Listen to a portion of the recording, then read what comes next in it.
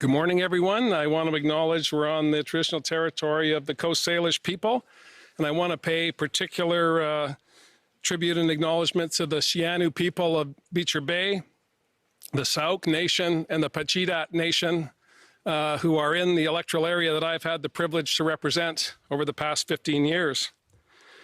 This is Langford. We're not far from where Ellie and I have called home for the past 25 years.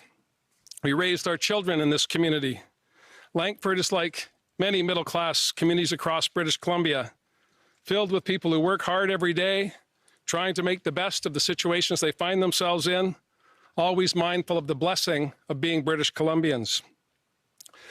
But they're worried about their future, they're worried about the impacts of COVID-19, and they want to make sure that their government is secure and stable and focused 24/7 on their needs and their hopes and their aspirations. Coming home here every night reminds me of where I come from. Getting up every morning reminds me of the people I'm working for. A few hours ago, I met with the Lieutenant Governor of British Columbia, Janet Austin, and she has granted my request to dissolve the Legislative Assembly, and the general election will be held in British Columbia on Saturday, October 24th. Now, none of us thought this would be how we would spend 2020 when it started 9 months ago, but the COVID-19 pandemic has changed everything. We are in unprecedented times with challenges we could have never imagined. I want everyone to know that I've struggled mightily with this decision, and it did not come easy to me. I understand that families are concerned about their loved ones and their livelihood. I know people are uncertain and worried about the future. I understand that full well. But I want to share with you why I believe in my heart that now is the time to have an election. British Columbians have worked hard to get on the right side of the COVID-19 pandemic, but we are far from out of the woods. We are not at the end of COVID-19, we're at the beginning. This pandemic will be with us for a year or more, and that's why I believe we need to have an election now. We can either delay that decision and create uncertainty and instability over the next 12 months, more speculation, more talk about what might be, or we can do what I believe is always the right thing and ask British Columbians what they think. I believe the best way forward is to put the politics behind us. Let's address the differences we may have now so that we can all come together after the 24th of October, focused as we should be on the needs of all British Columbians. I firmly believe that this is not a 12-month exercise. We have 4 years ahead of us where we all need to work together.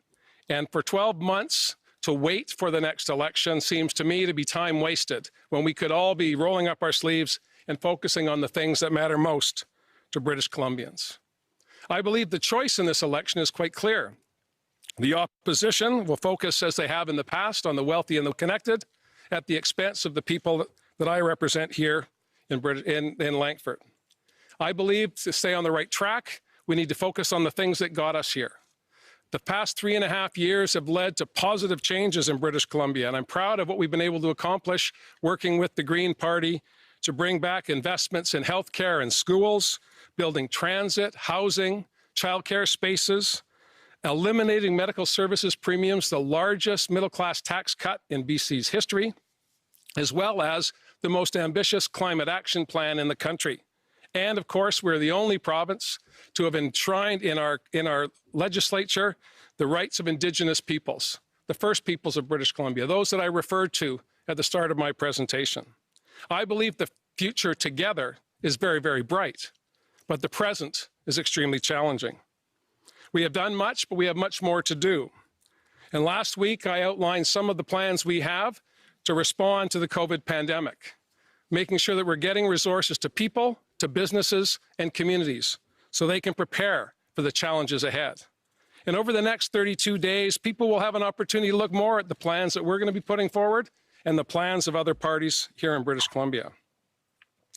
Like everything these days, this election will be unlike any other, but I do believe it can be conducted safely. Dr. Henry and Elections BC have worked very, very hard to make sure that British Columbians will not be putting themselves at risk. And just as we are going to work, just as we're going shopping for groceries, we can vote safely. There will be ample new opportunities through advanced voting as well as mail-in ballots to ensure that people can participate in our democratic process from the comfort of their own home. But like thousands of workplaces across BC, thousands of businesses, our campaign will fully comply with public health directions. I believe we're going to need to be innovative and creative in how we engage with people, but I know we can do it. Over the next few weeks, I look forward to engaging with British Columbians to talk about the things that matter most to them. And despite the difficulties we face as a result of the pandemic, I take comfort every single day in the ingenuity and the creativity of the people of British Columbia. We have done extraordinary things over the past 7 months, and we can do even more in the years ahead. I want to thank you for the opportunity to be the Premier of British Columbia. I have enjoyed and cherished every minute of it. And I look forward to carrying on that work after October 24th.